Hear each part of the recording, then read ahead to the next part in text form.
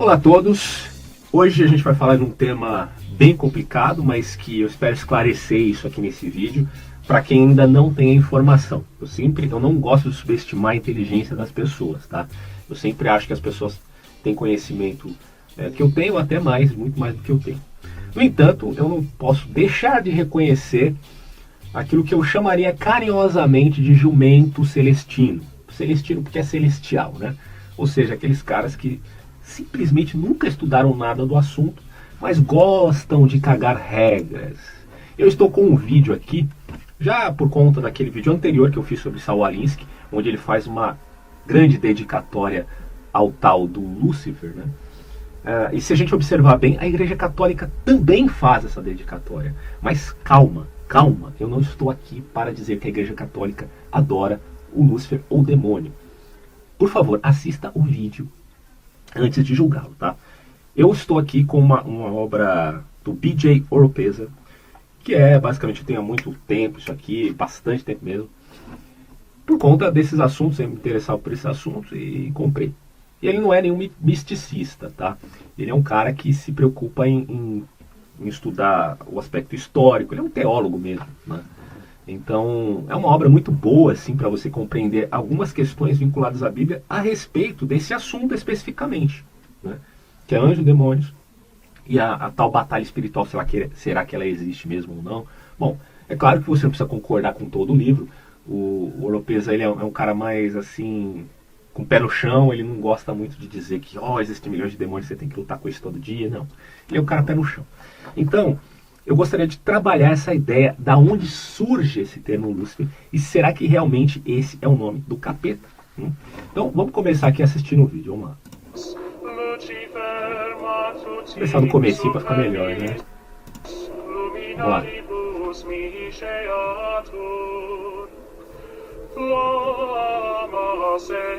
Opa, peraí. Tá em latim, tá? Para que você entenda isso é fundamental, o cântico está em latim. Bom, olha o que está escrito aqui. Lúcifer flamejante encontra a humanidade. Isso significa então que... Eu até engasguei. Significa então que o demônio está sendo adorado pela Igreja Católica? Bom, eu mesmo fiz alguns comentários aqui há um tempo atrás, né, 11 meses atrás, falando do cara que postou esse vídeo aqui. Ó, o cântico está em latim. Eu até errei aqui. Lúcifer significa a estrela da alva. Bom, você tem outro aqui, vamos lá. Bom, esse aqui eu não vi até o final, né? Eu só encontrei por referência do anterior. Mas assistam até o final.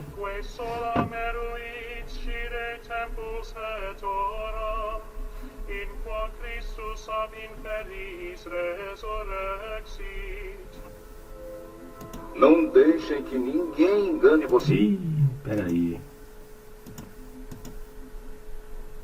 Bom, ele vai dar algumas referências, não vamos nem assistir, depois você assiste aí em casa, na sua casa, tá? Mas o que eu queria abordar com vocês é o seguinte.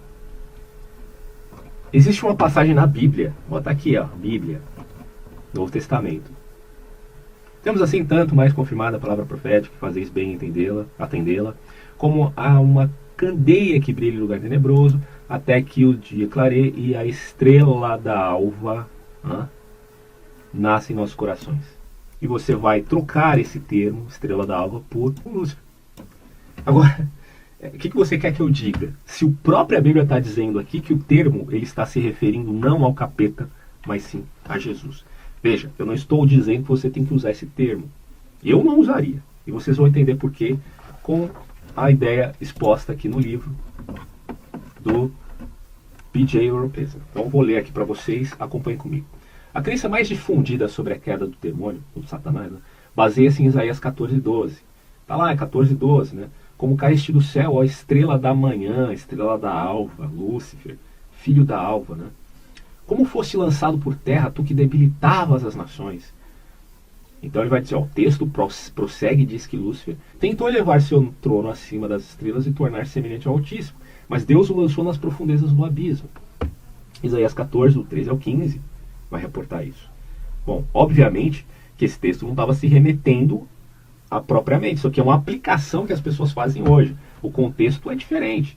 E lembre-se, hermenêutica e exegética, você tem que respeitar aquilo que o autor quis dizer, tá? Continuando. Essa passagem com frequência é comparada com Ezequiel 28, 11, 19, que supostamente falaria também de Lúcifer como sendo o rei de Tiro. Quer dizer, um fala do rei da Babilônia, outro fala do rei de Tiro, vivendo no jardim do Éden. Ele supostamente seria um querubim, mas Deus lhe disse: elevou-se o teu coração por causa da tua formosura, corrompeste tua sabedoria por causa do teu resplendor, lancei-te por terra diante dos reis te pus para que te contemplem. Bom, a interpretação é a posteriori, tá? E muitas vezes não respeita o contexto do que o autor realmente quis dizer. Isso é um problema em termos de exegese. Aí o autor vai continuar dizendo aqui: o rei de Tiro é um homem que age como um deus, em Ezequiel 28. Não há nenhuma boa razão para igualar o rei de Tiro mencionado em Ezequiel com o Satanás ou Lúcifer.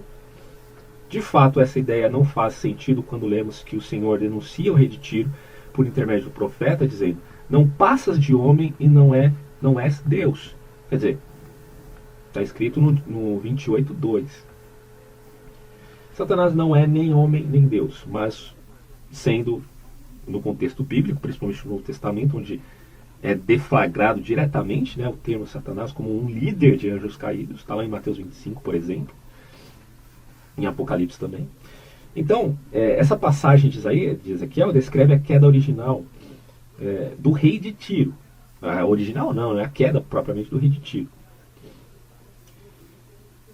Ezequiel 28 descreve e afirma que esse rei de Tiro ele foi tido aí como alguém que caiu por conta da sua soberba. Tá? Isso seria basicamente uma referência a Satanás, como que uma aplicabilidade para que nós entendamos de uma maneira um tanto velada, né, que a gente poderia colocar como oculta, a queda do demônio. Bom, aí é uma aplicação. O texto não deflagra isso. E essa que é a questão. Tá? Outra coisa é que no caso de Isaías 14, que é o texto primeiro que a gente leu, essa estrela da alva, Lúcifer, seria o rei da Babilônia. Tá? Então essa palavra aparece na versão King James da Bíblia em inglês. No hebraico a palavra é Hillel, não sei se eu pronunciei, não falo hebraico, tá? Derivada do verbo brilhar e significa aquele que brilha. Basicamente esse é o significado. Aquele que brilha é uma estrela da alva. Então Lúcifer é a versão latina dessa palavra. E ela foi introduzida no texto de Isaías 14:2 pelos textos dos pais da igreja, como a Hexpla de Orígenes e a Vulgata de Jerônimo. A Bíblia Vulgata, amplamente utilizada pela igreja ocidental por volta de 600 depois de Cristo, utilizou esse termo. Também prega a palavra Lúcifer para a expressão luz da manhã. Tá? Ou a gente pode colocar aqui uma diferença entre Vênus e o Sol, né? Porque Vênus ele meio que imita o Sol, querendo ser estrela da manhã, mas a verdadeira estrela da manhã não é Vênus, e sim o Sol. Tá? Em Jó 11:17, no Salmo 109:3, e para os signos do zodíaco, em Jó 38:32, também tem essas referências. Então, basicamente, o autor vai dizer aqui: não vejo como alguém poderia dizer que Satanás originalmente se chamava Lúcifer a partir dessas passagens. Isso aqui é um delírio interpretativo totalmente a posteriori. O contexto de Isaías 14 declara explicitamente que a passagem é um motejo contra o rei da Babilônia, 14:4. O rei é retratado metaforicamente como deus babilônio chamado Hillel, que tenta alcançar os céus. Entretanto, em vez de tornar-se como o Altíssimo, o rei é lançado no abismo como um homem comum. Compare com o orgulho de Nabucodonosor e sua subsequente humilhação por Deus em Daniel 4. Isaías poderia estar utilizando um mito popular babilônio, ao qual, porém, faz algumas mudanças drásticas. Ele substitui o deus caído Hillel pelo rei da Babilônia. Isso é bem interessante, né? Essa técnica seria o equivalente a começar a falar sobre uma figura folclórica popular, tá? E depois substituir seu nome pelo de um líder nacional. Basicamente é o que teria acontecido no texto de Isaías. O rei da Babilônia não é Satanás. Né? O autor vai dizer aqui: é difícil ver como Satanás poderia subjugar nações inteiras em sua queda original, quando elas ainda nem existiam. Aquele que reivindica ser semelhante ao Altíssimo em Isaías 14:14 é o mesmo que é precipitado no reino dos mortos e de quem 2 vezes se declara ser homem. Satanás pode ter assumido a forma de serpente, mas nunca foi homem, certo? Até onde eu sei, nunca isso se afirmou na Bíblia. Devemos notar também que Hillel foi precipitado no abismo, Isaías 14:15, compare com 14:12, 19 e 20. No Antigo Testamento, ou na Torá e Tanakh, a palavra abismo, em geral, denota um local de sepultamento ou uma prisão. Isso aí é bem polêmico, né? Mas basicamente você tem abismo em Salmo 28:1, 33, Isaías 24:22, e tem vários textos aqui que ele fala. Da mesma forma, o contexto de Isaías 14 demonstra esse uso. Se essa passagem descreve a queda original de Satanás, como pode ele ter sido lançado no abismo e posteriormente sendo encontrado, acusando Jó diante de Deus no céu, como está lá escrito em Jó 1:2, tem Zacarias também, tem Efésios no Novo Testamento. Bom, você sabe que há uma indicação da crítica textual, com uma análise histórica mesmo, que diz que o diabo só aparece depois do cativeiro da Babilônia, justamente porque ali existia um sincretismo religioso por conta da força, da influência dos grupos, né? Porque você tinha o zoroatrismo e você tinha o judaísmo muito forte, até porque o cativeiro não foi de Israel, foi de Judá, né? Da tribo de Judá, que eram os remanescentes de Israel. E essa tribo acabou sendo influenciado e também influenciando, né? Essa mescla aconteceu. E o zoroatrismo é conhecido pelo maniqueísmo, né? O zoroatrismo é conhecido por empregar a ideia de que existiam 2 deuses, um bom e um mau. Então, Satanás ele surge, tanto que alguns alegam que o texto de Jó foi escrito na época pós-exílio babilônico, e por influência persa, né? Porque aí o zoroatrismo não é da Babilônia, deixando claro, o zoroatrismo é da Pérsia, tá? Mas aí existia uma questão polêmica, quando realmente o zoroatrismo surgiu, não se sabe exatamente quando ele surgiu. Então fazer essa inferência de que ele teria influenciado diretamente o judaísmo também é questionável, mas é possível realmente que tenha acontecido isso. E como eu sempre digo, foi uma influência recíproca. Tá? Bom, a figura de Satanás como um anjo caído surge dessa opressão dos cativeiros. Né? Agora, não estou dizendo que ele não exista. Não, essa é uma outra questão. Nós temos fenômenos correlatos. Eu mesmo já presenciei possessões demoníacas, já vi com meus próprios olhos, e eu posso dizer que é até mais assustador do que o filme Exorcista. Então, é um fenômeno que acontece e que precisa ser entendido. E nós não podemos relegar a ideia de que o diabo não exista simplesmente por uma tentativa de explicá-lo historicamente. Uma coisa é uma coisa, outra coisa é outra coisa. A análise tem que ser mais profunda que isso. Tá? Mas eu estou alertando você a respeito do termo Lúcifer, para que você tome cuidado quando utilizar essas palavras para entender historicamente que também é um ponto de vista sumariamente importante. Bom, o autor vai dizer aqui, Orígenes, pai da igreja, que viveu no século III, parece ser o responsável pela promulgação da teoria de Lúcifer como Satanás na igreja cristã. Tá? O cara viveu no século III, antes do Concílio de Nicéia. Orígenes, aí tem as passagens aqui que ele coloca, né, enfim. Muitos resistiram à teoria de Orígenes.